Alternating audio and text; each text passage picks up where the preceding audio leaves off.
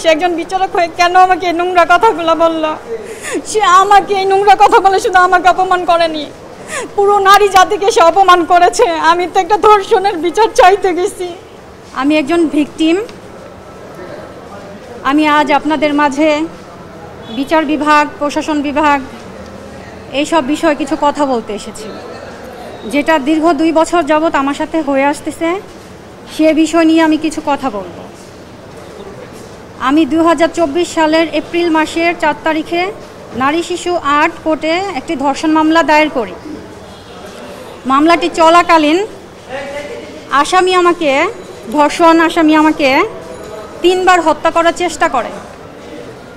যথেষ্ট পরিমাণ প্রমাণ থাকা সত্ত্বেও আমি সেই আসামিকে আজ পর্যন্ত বিচারের আওতায় আনতে পারিনি। বান্ডেল থাকলে প্রতি সেনমানিতে টাকা বাঁচবে। বিকাশ সেনমানি বান্ডেল কিনে জিতুন প্রতি লেনদেনে। সিআইডিকে দেওয়া হয় আমার মামলাটি তদন্তের জন্য। সিআইডি তদন্তকালীন আমাকে বারবার অফিসে ডেকে নিয়ে বলে, আপনি মামলাটি আপোষ করে ফেলেন। মামলাটি আসলে আপোষ করলে আপনার জন্য ভালো, কারণ বাদী অনেক শক্ত, আসামি অনেক শক্ত, আপনি কিছু করতে পারবেন না। তা আমি বলি যে না, আমি তো আপোষ করার জন্য মামলা করিনি, আমি মামলা করেছি আমি ন্যায় বিচার চাওয়ার জন্য, আমি ন্যায় বিচার চাই। তো সিআইডি কর্মকর্তা বারবার চেষ্টা করে ব্যর্থ হয়ে তাদের ঊর্ধ্বতনকে দিয়ে আমাকে ডেকে নেয়। ডেকে নিয়ে সে ঊর্ধ্বতনও আমাকে বলে যে আপনি মামলাটি আপোষ করেন, এতে করে আপনার ভালো হবে, টাকার বিনিময়ে আপোষ করেন। আমি তাকেও না করেছি যে না, আমি টাকা পয়সার বিনিময়ে কেন, পৃথিবী লিখে দিলেও আমি আপোষ করব না, আমি ন্যায় বিচার চাই বাংলাদেশে। তো তখন তারা ব্যর্থ হয়ে বাধ্য হয়ে তারা একটি রিপোর্ট 9-1 ধর্ষণ মামলা কোর্টে তারা পাঠায়। হ্যাঁ, তার আগে একটু কথা বলি, সেটা হচ্ছে এই সিআইডিটা যে ঘুষ নিয়েছে মোটা অঙ্কে, তার একটি রিপোর্টও করেছে দেশ টিভি।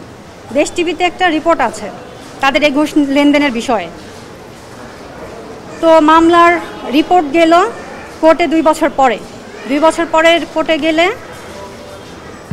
কোর্ট থেকে জাজ যেটা করেছে, গত জুলাইয়ের 14 তারিখে আসামি নন ডেটে 30-40 জন আইনজীবী নিয়ে এবং বার কাউন্সিলের সভাপতিকে নিয়ে তারা কোর্টে আসে জামিন চাইতে।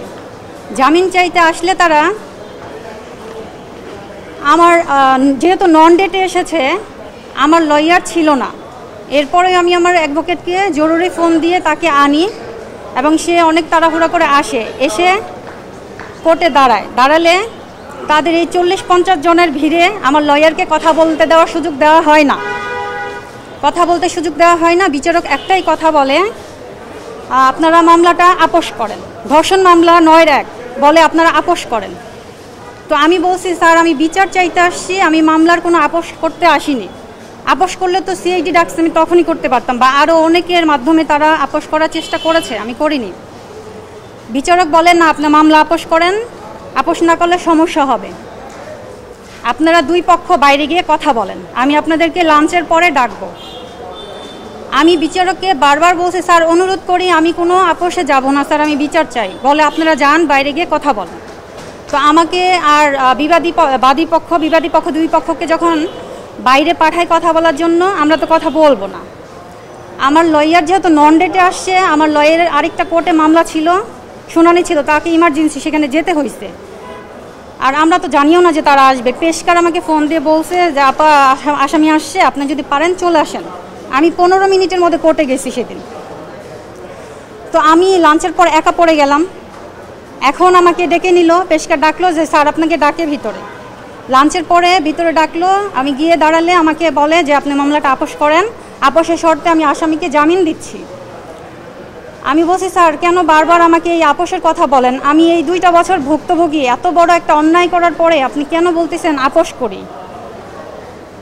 তো বিচারক আমার কোনো কথা শুনে না। 2 জন পিপি ছিল, পিপিরা আমাকে বলে যে আপনি যদি বেশি কথা বলেন তাহলে আপনার মামলা আপনার এগেইনস্টে চলে যাবে। আমি বলছি, আমার মামলা এগেইনস্টে চলে যাবে মানে? বলে হ্যাঁ, আপনি কথা বললে আপনার মামলা আপনার এগেইনস্টে চলে যাবে। আমাকে তারা কথা বলতে দিচ্ছে না। এদিকে আসামির যে লয়ার, তারা আমাকে উল্টা পাল্টা যত যা ইচ্ছা সব বলতেছে। বিষয়টা এমন যে মামলাটা করে আমি অপরাধ করেছি, অন্যায় করেছি, আমি মামলাটা করা আমার উচিত হয়নি। তার লয়াররা বলতেছে স্যার আমার আসামির তো দূরে থেকে আসতে কষ্ট হয়, বগুড়া থেকে আসতে কষ্ট হয়, মামলাটা শেষ করে দেন।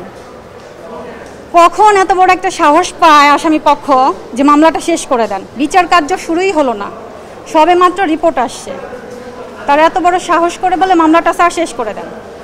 আর বিচারক বলতেছে যান আপোষের শর্তে জামিন দিয়ে দিচ্ছে, আপনারা আপোষ করেন, ভালো একটা আপোষ করে দিন। আমি বিচারককে বারবার বলি স্যার আমি বিচার চাই, দেখেন আমার সাথে যে জঘন্যতম ঘটনা ঘটছে, 3 বার আমাকে হত্যা করার চেষ্টা করছে, দেশ টিভিতে নিউজও হয়েছে তারা যে ঘুষ লেনদেন করছে, আর তারা আমাকে এখনও হুমকি ধামকি দিয়ে যাচ্ছে, আমার কাছে কল রেকর্ড আছে, আসামি বললে আমার ক্ষতি হবে, বড় ধরনের ক্ষতি হবে।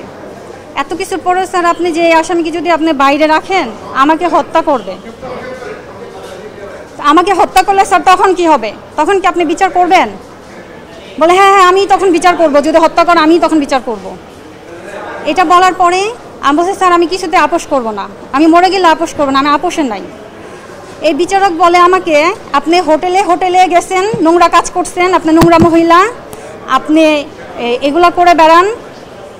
আচ্ছা আমার কথা হচ্ছে বাংলাদেশের কাছে, আইন বিভাগের কাছে, উনি একজন বিচারক হয়ে কি আমাকে নোংরা কথা বলার অধিকার রাখে? একজন বিচারক আমাকে নোংরা কথা বলার অধিকার রাখে? সে কি আমার সাথে গিয়েছিল? সে কি জানে আমি এগুলো করছি? সে কিভাবে আমাকে এই নোংরা কথাগুলো বলল?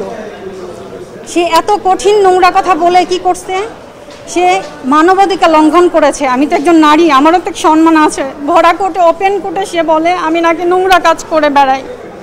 তাহলে আমার প্রশ্ন আপনাদের কাছে, সে কি আমার সাথে গেছে? সে একজন বিচারক হয়ে কেন আমাকে এই নোংরা কথাগুলো বলল? সে আমাকে এই নোংরা কথা বলে শুধু আমাকে অপমান করেনি, পুরো নারী জাতিকে সে অপমান করেছে। আমি তো একটা ধর্ষণের বিচার চাইতে গেছি, এটাই আমার মহা অন্যায় হয়েছে তাদের কাছে।